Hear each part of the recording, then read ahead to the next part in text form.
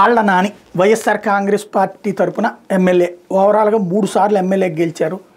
తను మొన్నటిసారి ఏకంగా deputy CM, ఆ తర్వాతన మంత్రివర్గ విస్తరణ అంటే పునర్వ్యవస్థీకరణలో భాగంగా మంత్రి పదవి లేదు. అప్పటి నుంచి కూడా తను అలక వహించి ఉన్నాడు.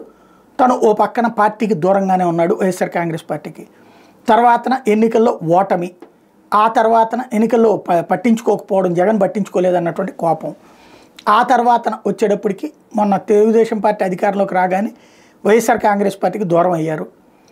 తెలుగుదేశంలో చేరడానికి ప్రయత్నించారు. అయితే తెలుగుదేశం పార్టీలో ఉన్నటువంటి స్థానిక నాయకత్వం అడ్డుపడింది. ఫైనల్గా చంద్రబాబు గారు వాళ్ళందరినీ ఒప్పించారు. ఇప్పుడు ఆళ్ల నాని చేరారు తెలుగుదేశం పార్టీలో. స్వయంగా ఎవరైతే తనని వద్దంటారో వాళ్ళందరి సమక్షంలోనే ఆళ్ల నానిని చేర్చుకుని వాళ్ళందరినీ కూడా కన్విన్స్ చేశారు చంద్రబాబు గారు. ఆ మధ్యన భారీ ఆర్భాటంగా వచ్చి జాయిన్ అవుదాం అనుకున్నటువంటి ఆయన్ని అలా కాకుండా సింపుల్గా వచ్చి చేరమన్నారు.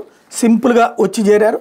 దాంతో అక్కడే ఉన్నటువంటి ఏలూరు జిల్లాకి సంబంధించినటువంటి నాయకులని, ఇది టీడీపీ అధ్యక్షుడు గన్ని వీరాంజనేయులు, ఏలూరు ఎమ్మెల్యే బడేటి చంటి, సీనియర్ టీడీపీ నేత సుజయ్ కృష్ణ రంగారావు తదితరుల సమక్షంలో, పల్లా శ్రీనివాసరావు సమక్షంలో చేర్చుకున్నారు.